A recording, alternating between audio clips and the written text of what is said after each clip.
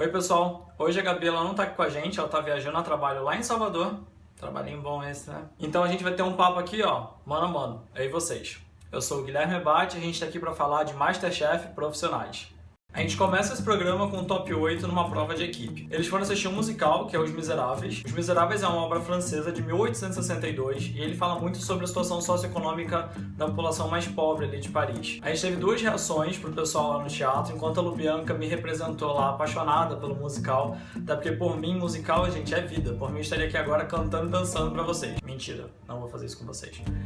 A gente também teve o Ravi, que ficou muito confuso, porque não entendia nada da história, do que eles estavam falando e tudo mais. Isso representa muito, acho que, o público também. A gente tem uma parcela grande que adora o musical e que também odeia o musical. A prova ia ser dividida em equipes, ia ser uma comemoração de 200 apresentações dos Miseráveis em São Paulo. Como o Francisco ganhou a última prova, ele ficou já como líder de equipe e ele teve aí que escolher com quem ele não queria trabalhar. Pra não sair meio mal ali na história, ele escolheu o Pablo, a Monique e a Lubianca e declarou que era afinidade. Claro que a Lubi, ele achou que era mais fraca e a Monique realmente tem um lance ali de que eles não se batem muito bem. Mas também teve um pouco ali de estratégia, já que a Raíssa e a Irina elas têm se destacado bastante, então ele queria trazer esses mais fortes pro time dele, claro. Além de, como sempre, ter o filho dele na história, que é o Clécio, que é o filhão e o paizão, ninguém aguenta mais essa porra. Pra essa festa, os chefes pediram preparos de finger foods. A ideia do finger food, pessoal, é que é um prato que você pode comer em pé, sem necessariamente estar sentado ou ter lugar pra isso. É muito utilizado em eventos, em coquetéis, até por esse propósito, de ser uma porção menor. A maior característica do finger food é que tem que ser um prato que se destaca, sabe? Tipo assim, que você olha e enche os olhos pra comer. Essa foi até uma questão que a Paola colocou no começo. Gente, tem que ser muito bonito para poder valer a pena. Normalmente esses preparos eles são entregues em palitos, vocês veem aqueles tipo enroladinho de vegetal com palito, ou numas colheres de louça. Essas colherzinhas de louça aqui, ó,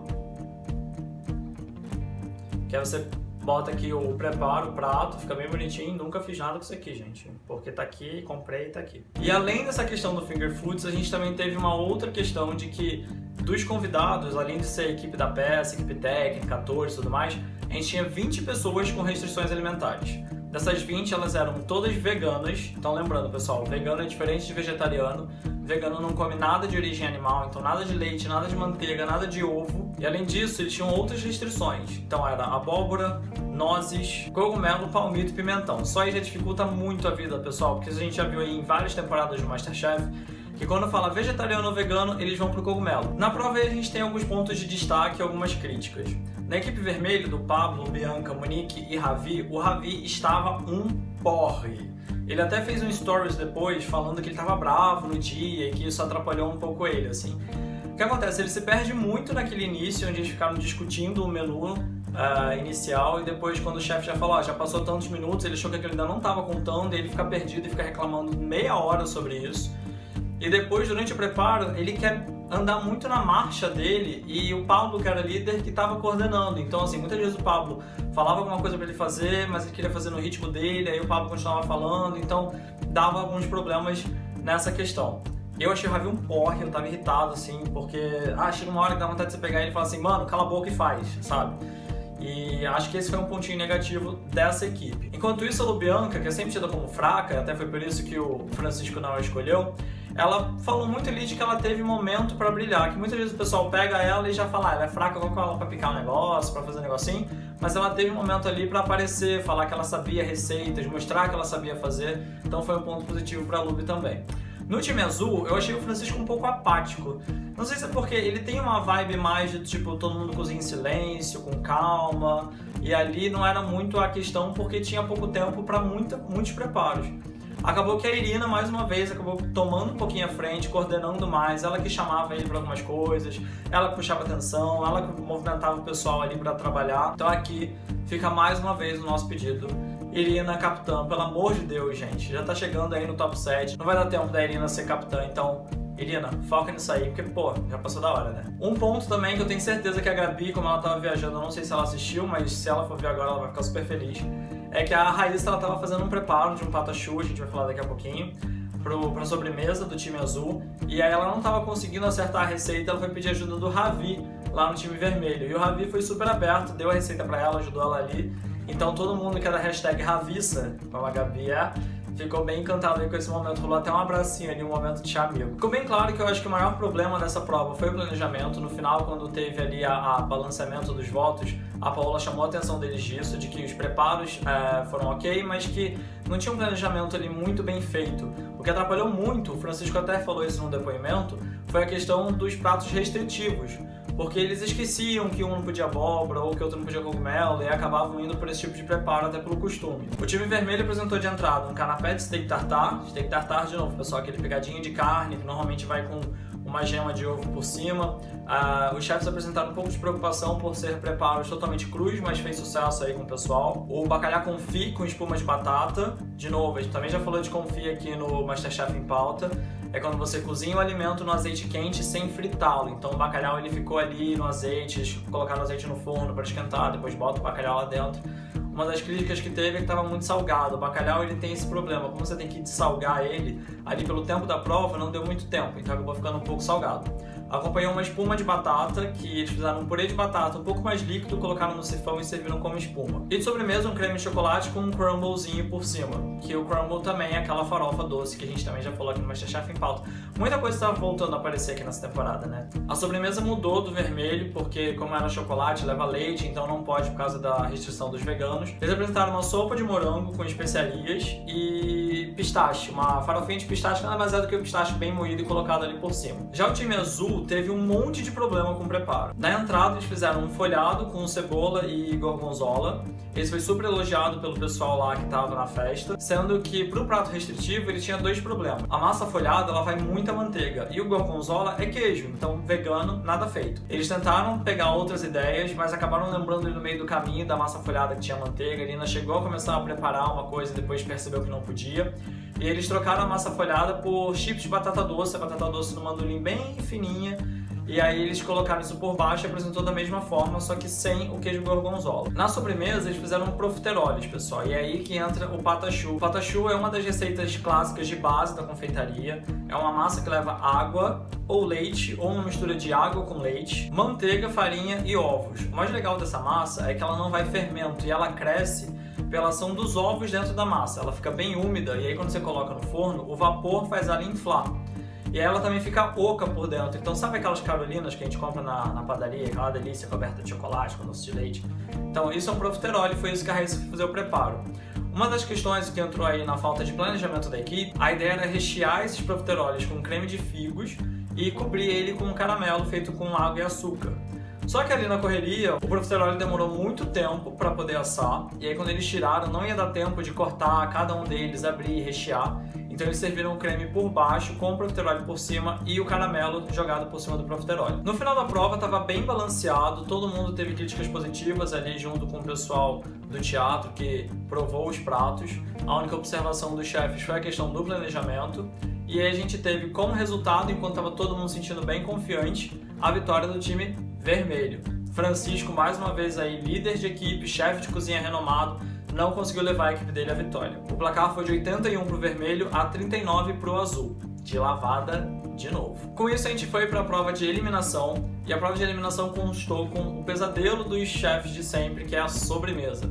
Dessa vez foi uma sobremesa vinda do leste europeu. Quando a gente fala de leste europeu, de Hungria, o primeiro prato que vem à tona, inclusive que a Ana Paula falou, é o goulash. O goulash é um cozido húngaro que é mais conhecido como comida de vaqueiros. O preparo dele leva carne de vaca, banha de porco, cebola e muito pimentão. Junto com o goulash, um outro prato que é bem conhecido do leste europeu é a moussaka.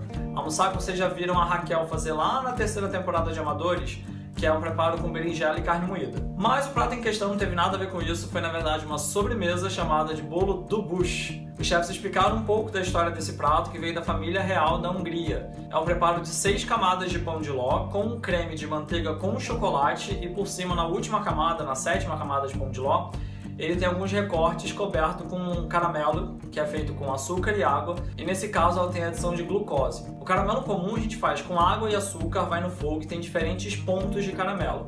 Nesse caso, a glucose entra porque ela modifica a textura do alimento, ela aumenta o volume, então se você fizesse o caramelo só dessa forma clássica, você teria que fazer ele bem líquido, ele ia acabar entrando no bolo, não ia ficar uma camadinha como pede a receita.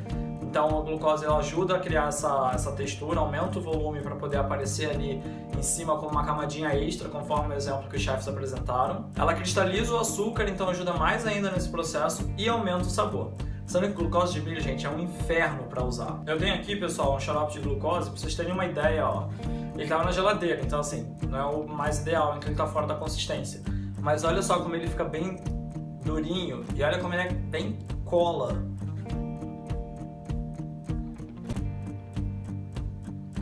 Então é um preparo um pouquinho difícil de usar. Essa receita ela demandava preparos muito clássicos mesmo, ali na origem do negócio. E a gente já viu na gastronomia que conforme o tempo vai passando, a gente vai pegando novas culturas, novos preparos e eles evoluem daquilo ali. É um pouquinho complicado porque exige esse preparo clássico. Esse creme de manteiga, alguns participantes fizeram com algumas modificações. O Francisco usou a manteiga batida, muito bem batida, com depois um pouco de açúcar e o chocolate.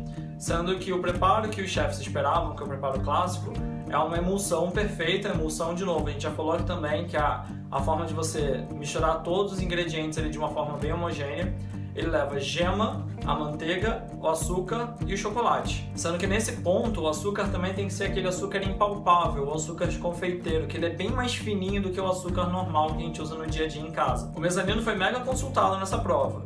E dessa vez Lubianca tava com tudo na ponta da língua. E aí ela deu essa dica pro pessoal de que era açúcar impalpável. A Irina chegou até a fazer o creme com açúcar comum. Quando ela provou, ela viu que tinha uns gominhos ali. Porque na hora de você bater tudo, o açúcar normal ele acaba não misturando tão legal, porque depois ele ainda vai ter que dissolver. E aí fica esses gominhos mesmo. Quem acabou não seguindo a dica foi o Clécio, que ouviu quando a Lubianca falou pra ele sobre isso, mas ele não captou muito bem ali, ainda entra aquela coisa de que Clécio é meio, né?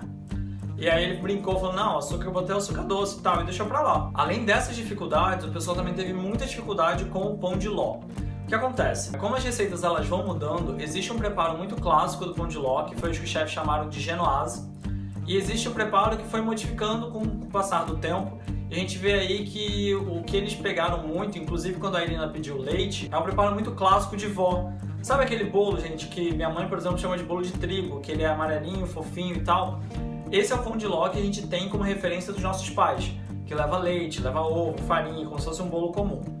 A receita que a Raíssa foi fazer é um pouco diferente. Ainda é uma receita de vó, ela falou da avó dela. É uma receita que pega as claras e bate em neve, que é o que vai deixar ele, vai fazer ele subir depois quando você for assar igual um soufflé.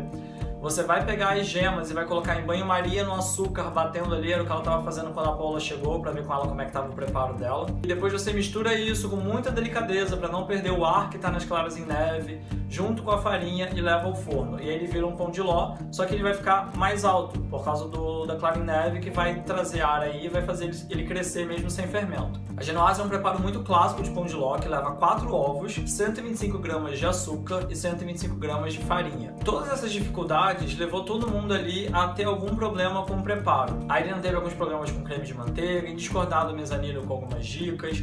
A Raíssa chegou uma hora que ela começou a querer inventar algumas coisas, como o pó de café, como a espuma de café também, que ela usou lecitina para poder chegar no ponto que ela queria. O Clécio, como sempre, tenta enfeitar o pavão, porque daí ele pode falar que ele fez mais alguma coisa e sair ali pela tangente, como sempre, miguezeiro, né? Então ele fez uma escultura de chocolate, fez uma escultura também com caramelo. Ele já tinha feito esse preparo antes, é um preparo muito legal, mas assim, se torna repetitivo, é um pouquinho preocupante. E o Francisco, ele acabou terminando o preparo dele um pouquinho antes da prova terminar, a prova tinha 2 horas de duração.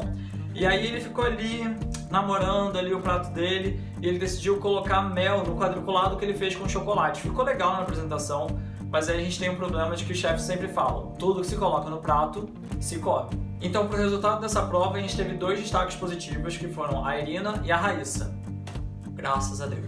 A Irina, que eu acho muito legal de observar, é que ela pegou um pouco do conhecimento ali daquela prova que eles fizeram da escultura de chocolate, lembra? E ela pensou na altura, então ela escolheu uma louça super legal para apresentar a sobremesa dela. Junto disso, ela também colocou mel na receita do pão de ló, então dá um pouco de uma diferenciada e é legal para destacar. Ela molhou o bolo com café para também trazer um pouco de umidade. Na prova que eles tiveram ali de comer um pouquinho do bolo, todo mundo achou muito doce, então eles estiveram pensando formas de como quebrar essa doçura. Ela usou o café para molhar o bolo, trazer esse toquinho de café para mudar um pouco. E o creme de manteiga, que ela acabou refazendo com o açúcar correto, ela também colocou um pouquinho de raspas de limão, que era o que estava ali na bancada para eles. para trazer um pouco de acidez e também recebeu super críticas positivas. Ela ganhou a prova, a Irina ela tem ido bem em todas as provas, ela tá numa trajetória muito legal e eu acho que agora ela até deu uma despontada além da Raíssa. Até porque ela tem ganhado quase todas as provas ou tido destaque positivo, então ela tá numa boa trajetória e meu time Irina tá aí, ó, crescendo rápido. Já a Raíssa foi um pouquinho controverso. Por quê?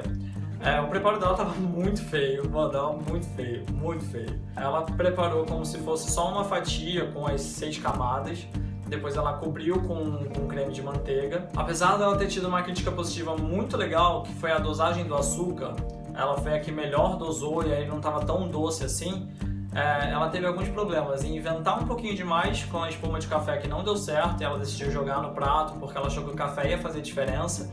E os chefs acharam que para a apresentação não ficou legal e realmente não ficou.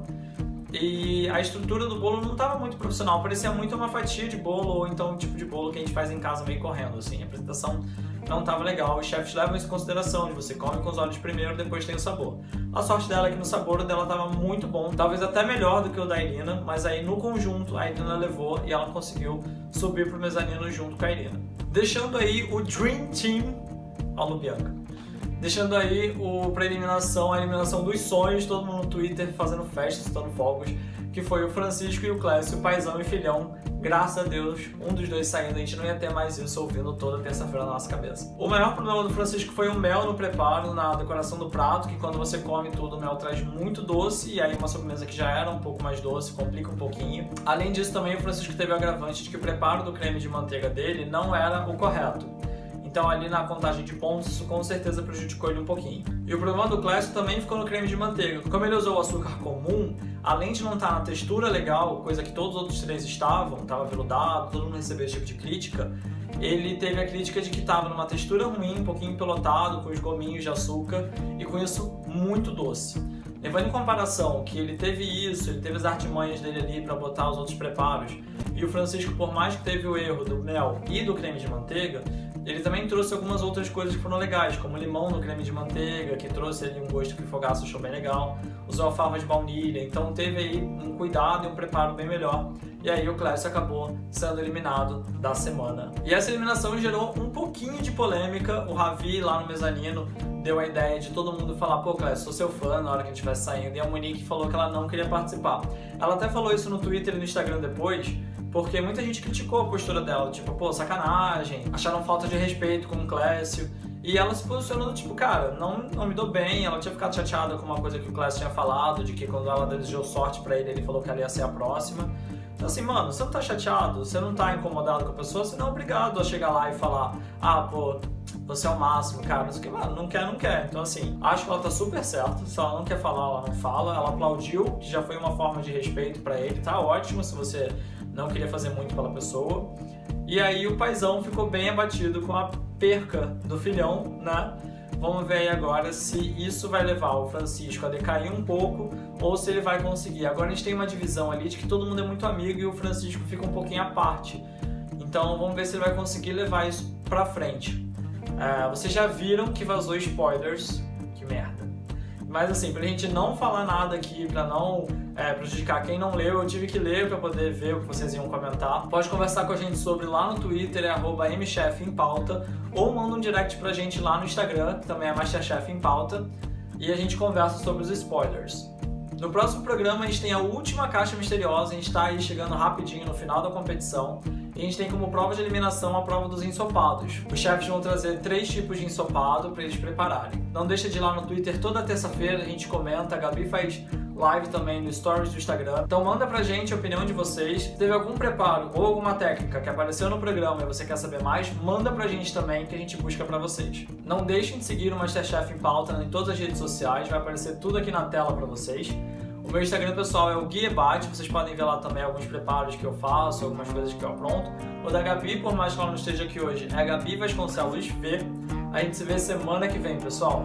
Tchau, tchau.